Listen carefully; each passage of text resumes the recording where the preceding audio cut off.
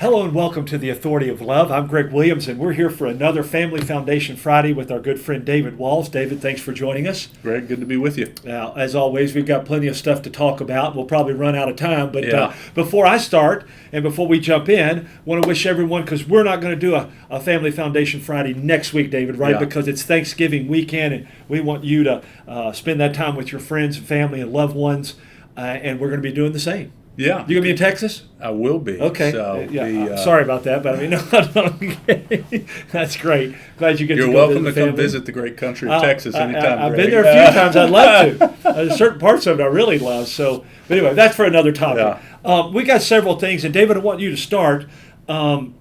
You were at the KBC Convention. Tell us what that is and your takeaway from that. Yeah, I was at the Southern Baptist of the KBC, Kentucky Baptist Convention. They had their annual meeting, and was excited. We got the Family Foundation sponsored what's known as the Pastors Conference. So it's a conference that they do for pastors the day before the main meeting, right. Okay. and they use it as an opportunity just to bring speakers in to equip and pour into pastors. And this year, the topics were really speaking biblically into cultural issues, particularly issues addressing sexuality, gender identity, some of the LGBTQ issues, and it's had a number of great speakers.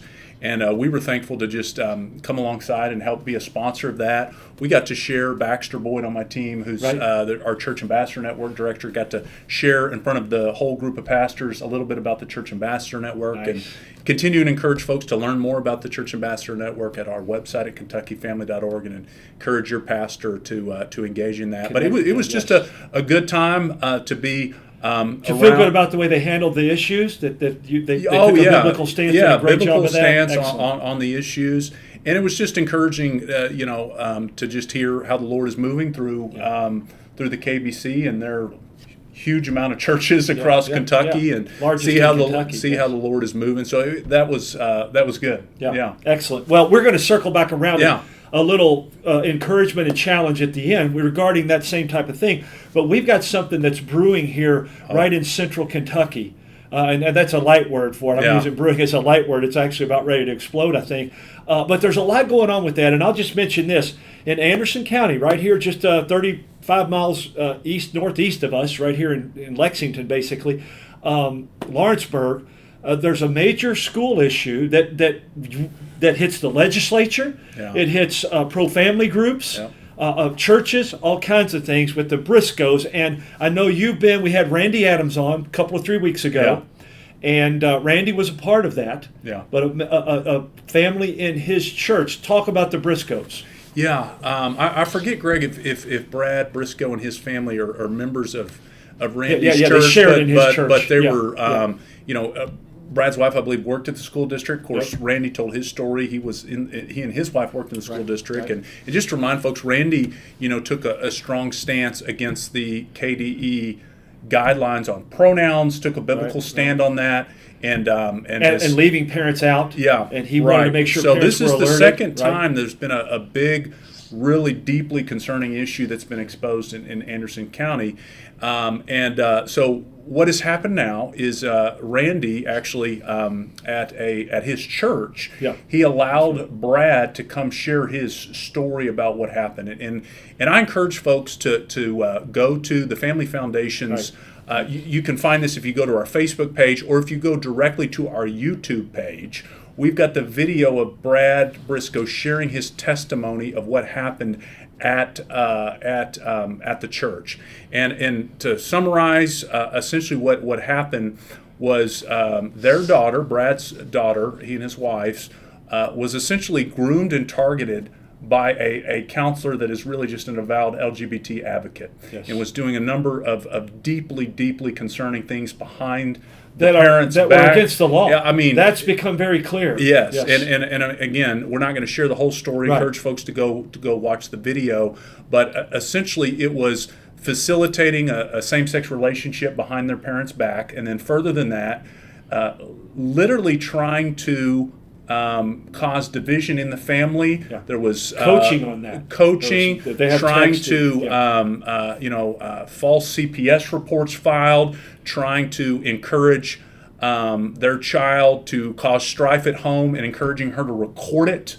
Yes. Threats being made that she was going to get people fired. This is the counselor. Right. I mean, just really trying to get essentially their daughter removed from their home. Yeah. And all of this seems to center around the fact that she disagreed with the Christian beliefs of Brad and his family. And so they found a vulnerable teenage girl there that they felt like they could that they could manipulate and do this with. So this has boiled over again. Earlier this week, Greg, they had a school board meeting. So many folks I think turned you up. Posted that as well. Yeah, we did. We sent out an alert. I mean, look, the story is kind of, I know in that community and elsewhere has blown up. It's just really raised an awareness and shed a light on a very concerning situation that indicates. What we've seen, unfortunately, is a lot of times in the public school system, particularly in these counselor situations, where deep concerns are truly. This is rural, right? Not backwoods. I don't want to say that because I grew up in a similar community here in Kentucky, and wonderful, wonderful people. A lot of great people there. But here's the interesting thing, David. I want to talk about this because the LGBTQ issue and the indoctrination and grooming is horrific. Yeah. But here's the thing that protects them. They found out they couldn't go to the school board and say, we have all this evidence, which is very clear they do, and say, you need to move on this.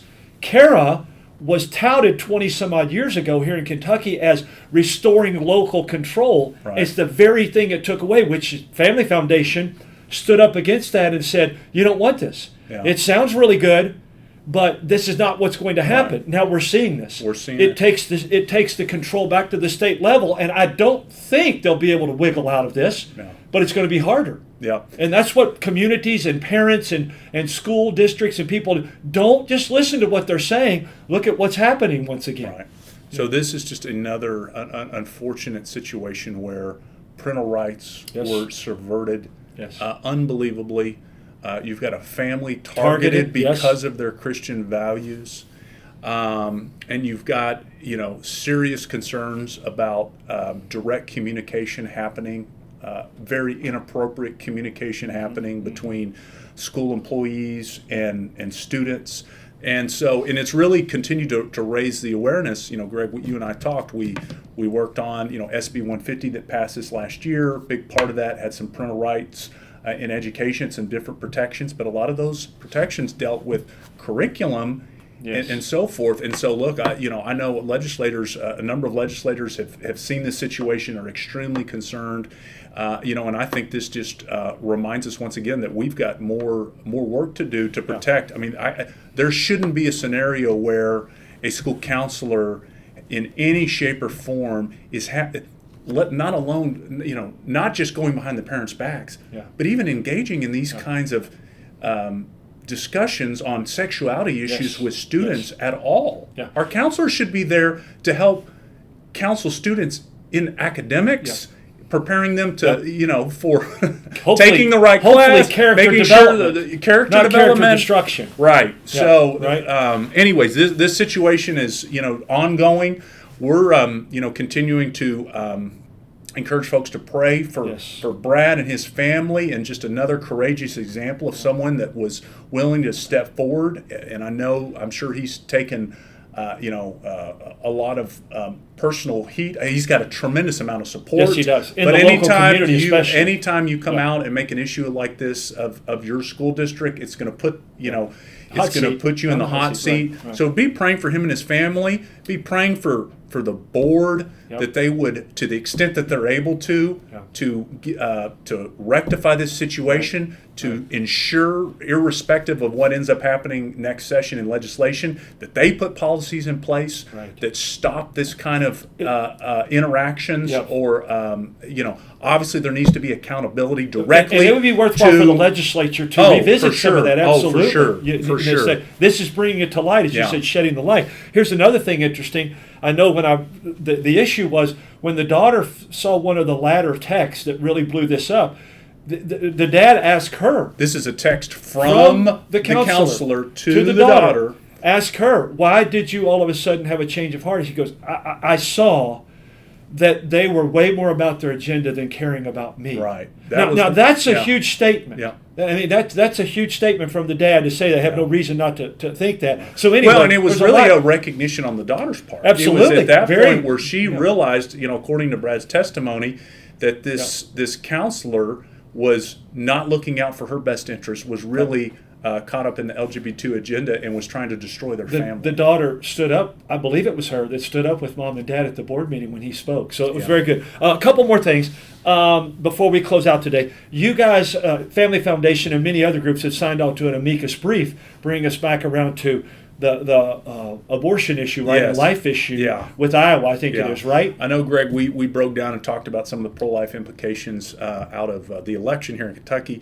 But just a reminder to continue to be in prayer. There's so many battles on life issues going on in states. One of the big ones is in Iowa, where they have now passed a heartbeat bill twice. There's been a lot of back and forth with their Supreme Court. And so we're kind of hopefully in the final stages, and hopefully they're going to have their heartbeat law be able to go into effect. We filed an pray about that, by the way. Be praying for the Iowa Supreme Court. And, I'm thankful for our David Fowler in Tennessee, our Family Policy Council. He helped put together this brief, made some really strong arguments. And this is, Greg, you and I will talk about this some more as we move forward. Yeah.